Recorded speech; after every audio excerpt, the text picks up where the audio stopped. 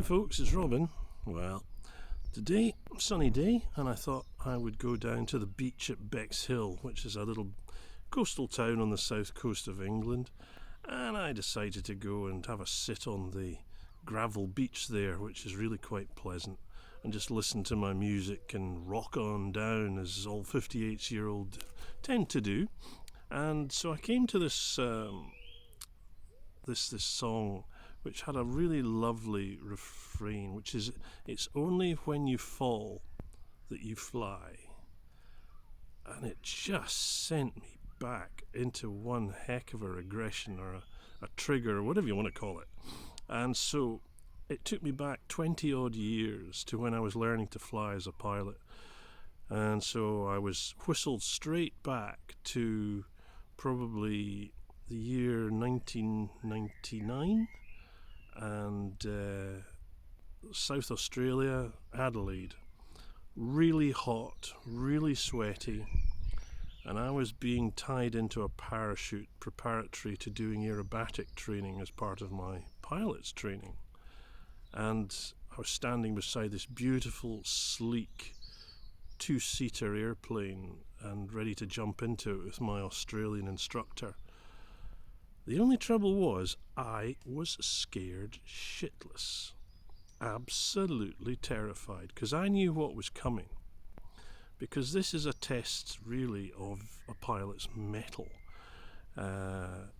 It's great when everything goes right, but when things go wrong, you've got to be ready to deal with it.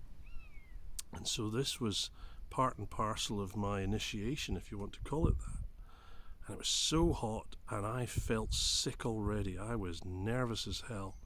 Some people take to it naturally. Me, nah. And so jumped into this airplane and took off, and it was torture. We went up many thousands of feet and just put the airplane into the most unnatural poses.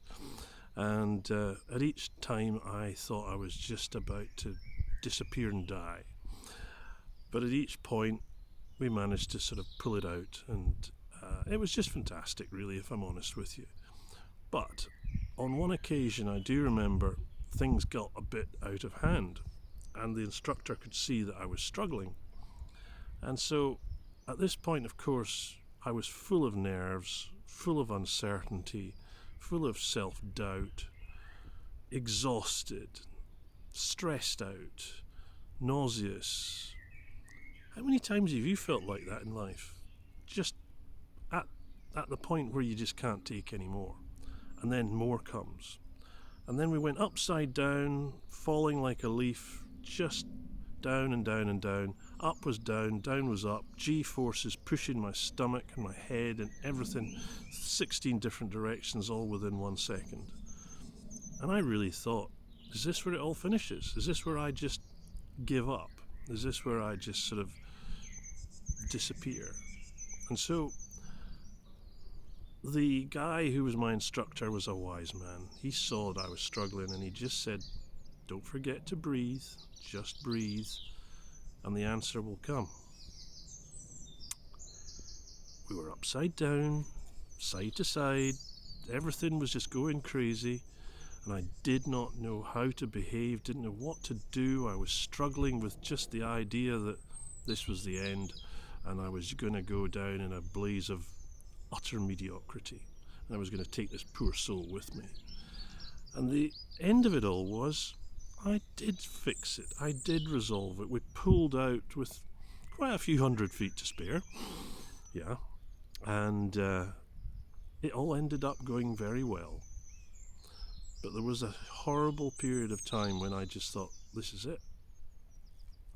And all I can say is that that song reminded me of dreaming it possible through hypnosis.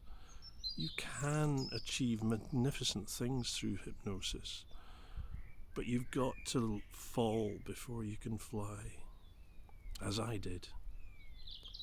And if you need an instructor, a mentor, a person to hold your hand as you're going through life, and you need a bit of a hypnotic help, then you know the number, you know the website, you know where to come.